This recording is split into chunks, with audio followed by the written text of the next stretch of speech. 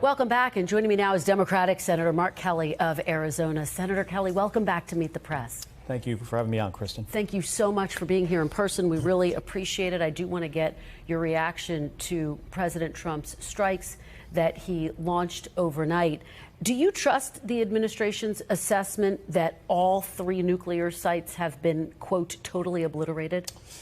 Well, let me just start by saying, what I think should have happened here, right up front is him coming to Congress and asking for authorization to do this. That's the constitutional approach to this. He could have talked to us about what the goal is and what the plan is ahead of time, and we could have had a discussion about it. He says these sites were obliterated. If you listen to the chairman of the Joint Chiefs of Staff, Dan Kane, clearly we've got to do bomb damage assessment. It's hard to figure out even when you're destroying a building. In this case, the buildings are actually underground, buried 200 feet, dirt, rock, concrete. It's a really hard problem. And it's not clear to me, and it's probably not going to be for some time, whether we actually took out their capability. Let me ask you, because Vice President J.D. Vance, about your argument that the president should have come to Congress, argued that it wasn't necessary. He said the president has the authority to act to prevent the proliferation of weapons of mass destruction. What's your reaction to Vice President Vance, who said he absolutely had the right to act? Well, I would say when there's a clear and imminent threat to U.S. citizens, to the United States, to the homeland, the commander-in-chief has a right to act. That wasn't the case here. And I think certainly for the 40,000 troops in at least 6 countries in the Middle East, we have a lot of bases in the Middle East, those troops are now at greater risk. I think folks here at home as well are at greater risk. We could see terrorist attacks here. The Iranians still have a lot of proxies. They could go after us. The escalatory factor of this action that was taken yesterday is significant. You are on the Senate Intelligence Committee. Let me ask you, do you have confidence in U.S. intelligence, which assessed back in March that Iran was not on the brink of developing a nuclear weapon? Kristen, I look at this intelligence every single day from the CIA, the NSA, the Defense Intelligence Agency. They do a really good job. The intelligence picture often changes. And we've been looking at this I've been on the Intelligence Committee for about 1.5 years, but on armed services my entire time in the United States Senate. And it's a changing picture. But what I will say is, as far as we know, the Iranians were not in the process of developing a weapon. They were enriching uranium. The Vice President's right, and Lindsay too, up to the 60%. You needed way above 90% to actually have weapons grade. But it was more than what they would need for power generation. So they were in the process. They were doing something we did not want them to do, but they were still, working within the international community here. It was clear what they had. My big fear right now is that they take this entire program underground. We don't know, not physically underground, but under the radar.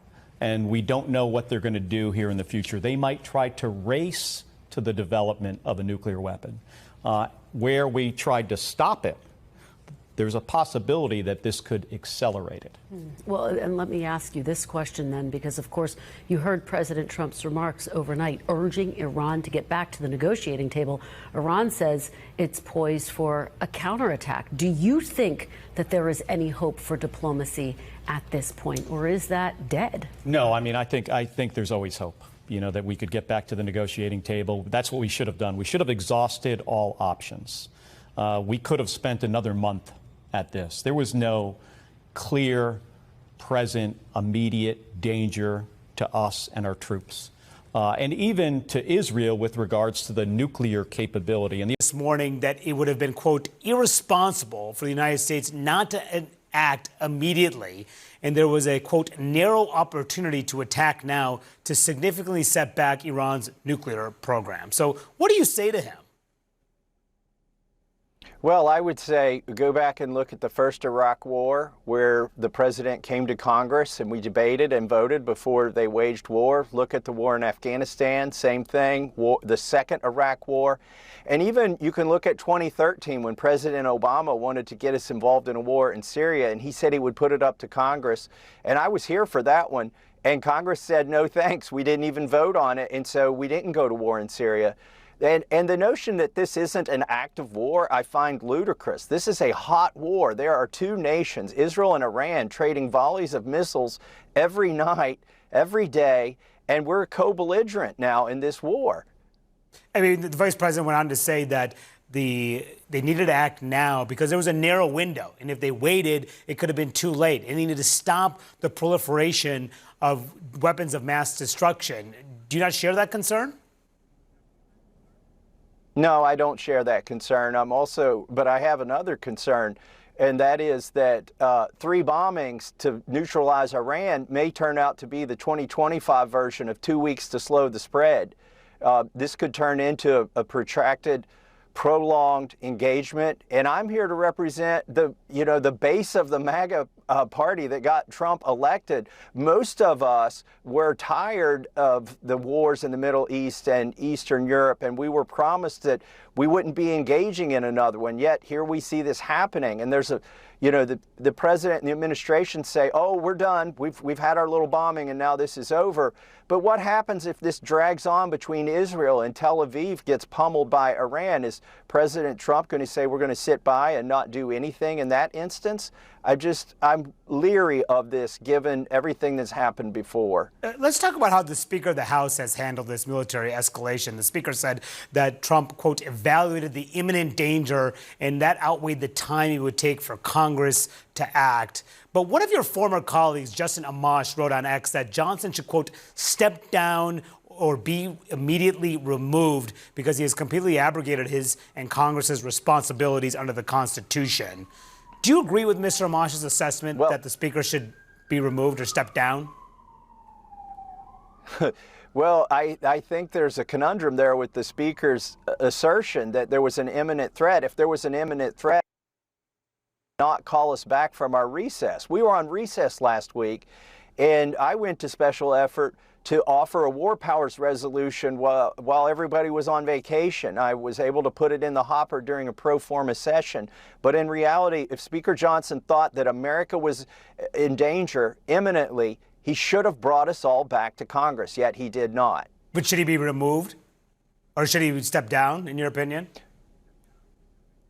I'm not a fan of the Speaker, but I will tell you this. I think he's the Speaker as long as Trump wants him to be the Speaker. Yeah. If Trump gets tired of Speaker Johnson, he better clean out his desk because that's how he's Speaker. He's just hanging on by doing whatever Trump wants. And in this case, it's an abrogation of our responsibility to debate matters of war. That's what Trump wants, and that's what Mike Johnson gave him. That is wrong.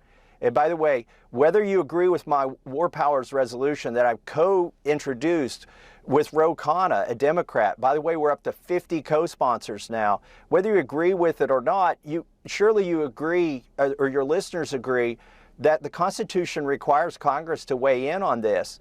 There's some argument that, there was an imminent threat, so the president can act for 60 days without a vote of Congress. But here's the reality. After 60 days, he has to stop unless there is a vote. So at some point, Manu, I think we're going to be able to force a vote unless Speaker Johnson pulls some shenanigans with the Rules Committee. Yeah. There's been a lot of reaction from the international community coming in following the military strike.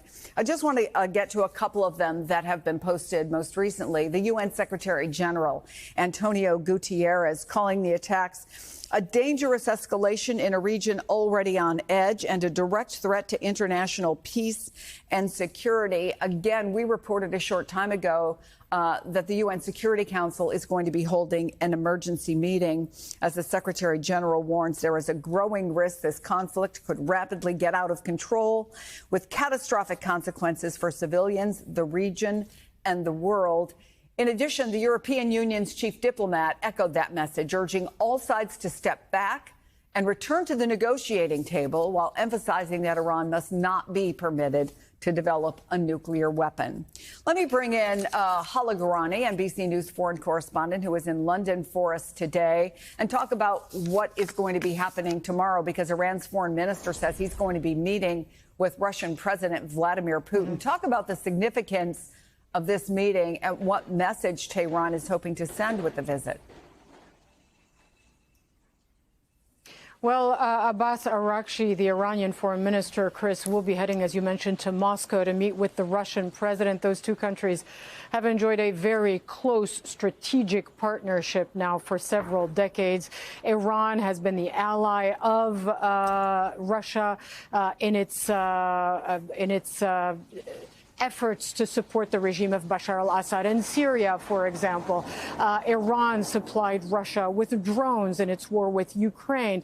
That being said, it's an open question what the Iranian foreign minister will get out of it, because Russia also enjoys a pretty close relationship with Israel itself. I think this is just an effort to present a united front with Russia, and at a time when the Iranian regime is really on the back foot. Clearly, its nuclear program set back many years, if not decades, and a large part of its military and strategic leadership decimated in that initial series of attacks by Israel, those attacks that started on June 13th. So this is kind of a way to present this unified front with a very powerful regional ally, regional in Europe, Russia.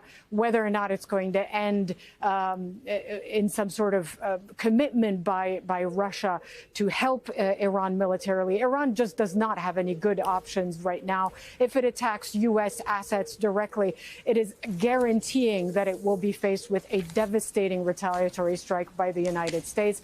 And right now, it seems as though the primary concern for Iran, Chris, is regime survival. What we have here is Iran's retaliation beginning. We've talked about it earlier with the oil prices and putting U.S. bases on alert. This is what Trump caused. And also growing tensions within the United States. Iran knows that this move was unpopular. They know it. And so part of their retaliation is just sharing the truth of the world. Look, guys, I know you're going to get a lot of pressure, even from media you typically agree with. But the United States is the bad guy here. They are the bad. Well, they and Israel are the bad guys here. That doesn't make Iran a good guy, but in this particular instance, they are less bad than Israel and the United States. And critically, they were the victims and the other two were the perpetrators. And so their retaliation is that we know that. That's part of their retaliation, is that we have the truth in that. That Trump and Netanyahu and all of their backers, and that includes Canada's Prime Minister, who bent the knee hard to Trump.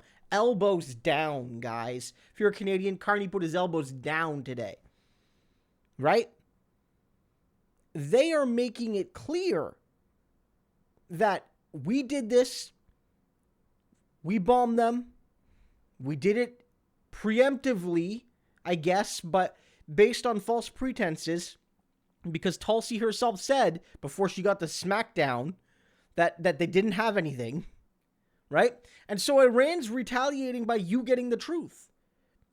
You know, and also the oil prices. And now American soldiers, their lives are at risk. Their sanity is at risk because Donald Trump, in his lust for power and to feel like a big man, did something that was truly against international and domestic law.